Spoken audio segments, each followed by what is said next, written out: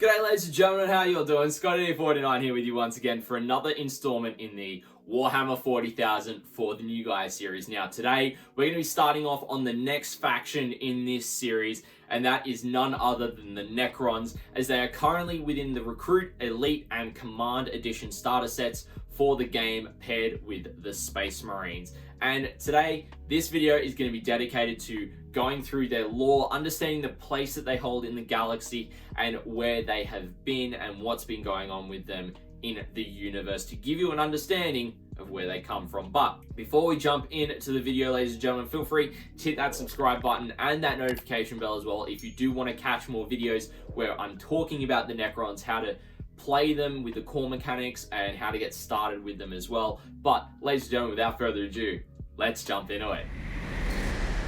Alrighty everyone, so the Necrons are a mysterious Xenos race that are robotic humanoid, and they have laid dormant in stasis tombs for more than 60 million years within the Warhammer 40,000 universe, and they even predate the Eldari in the universe as well, which is pretty scary when you think about it. However, well before they were their robotic selves at the moment as we see them in the game, their origins trace themselves back to the beginning of the universe itself. Initially, they were actually known as the Necrontyr, when they were in their mortal humanoid bodies, that is.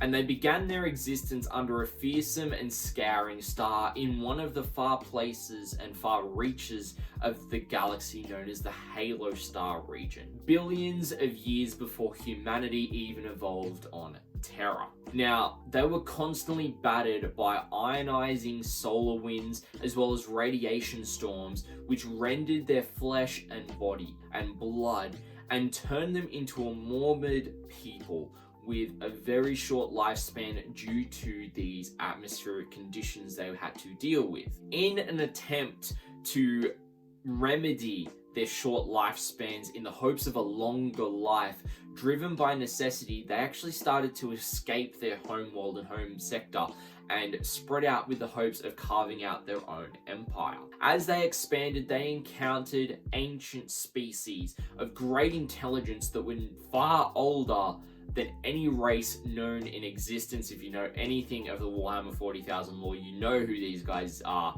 and they were called the Old Ones. The Old Ones had actually figured out the secrets of immortality, but they wouldn't share it with the Necrontyr, which caused them to burn with a jealous rage for the Old Ones, which further impacted their culture's spirituality. As time passed, each dynasty actually wanted to carve out their own destiny and slowly succeeded from the rule of the Silent King and the other two pharaohs combined into that triarch that they ruled with, causing the Wars of Succession.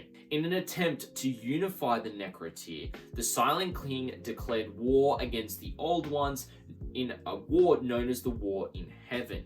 However, due to the Old One's master of warp travel and the webway, the Necrontyr were just pushed back to live out the rest of their meager existence in the Halo Stars region by the Old Ones. Now, this war garnered the attention of the Satan, also known as Star Gods, who were spread out across the galaxy, and the Necrontyr believed that they were the progeny of the death god that they worshipped. They actively sought the favor of the Satans, forging them physical shells for them to embody and occupy, known as the Necrodermis. Now, after the Necrontyr had done that, the Satan, known as the Deceiver, spoke with Silent King Cesarak about the war of the Satan fought against the Old Ones, and if the Necrontyr were to ally with them, they would be able to provide the immortality that they had been seeking. As the Pharaohs debated for over a star year,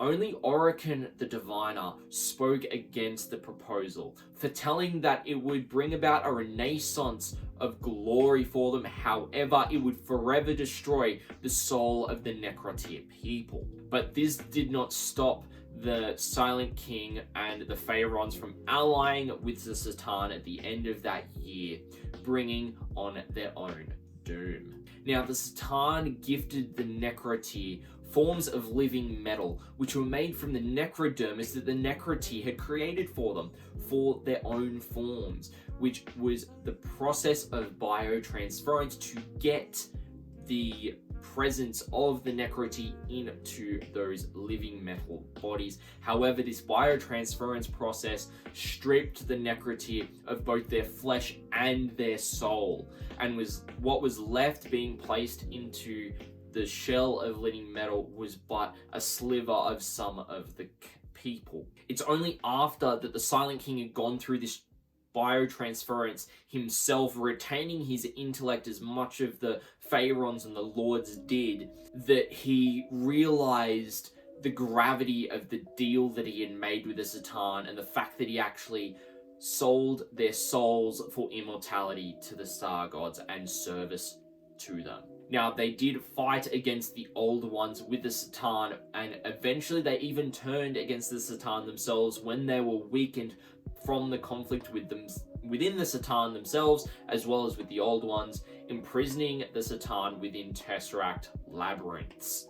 It's after this that the Necrons were left to remain in the galaxy alone, and Silent King Tesseract commanded the Necrons, after purging through a lot of the galaxy, to go to sleep for 60 million standard years within their tomb worlds before awakening to rebuild what they had lost. Tesseract then destroyed the command protocols that he had used to command his people, and then took a ship of his own and went out into the void of intergalactic space in an attempt to find some sort of solace or penance for what he had done.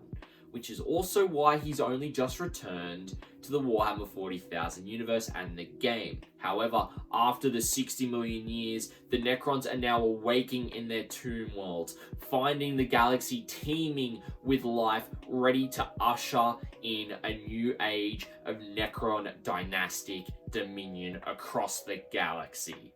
And that is the brief summary of the Necrons.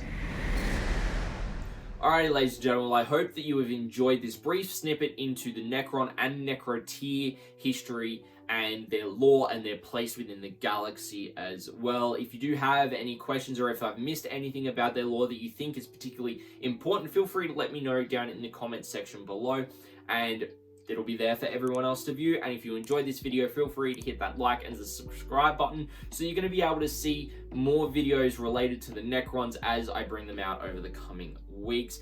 Now, ladies and gentlemen, if you have any questions about the Necrons, I personally am a Necron player, so feel free to come by when I am live on Twitch on Tuesday and Friday nights and Saturday afternoons, Australian Eastern Standard Time, where you can ask your questions when I'm doing hobbying sessions, or I've got a live game going with the Necrons, or I'm covering a tournament as well. Feel free to ask then. But that's it for this video, ladies and gentlemen. I hope to catch you in the next video for the next installment for the Necrons. I'll see you then.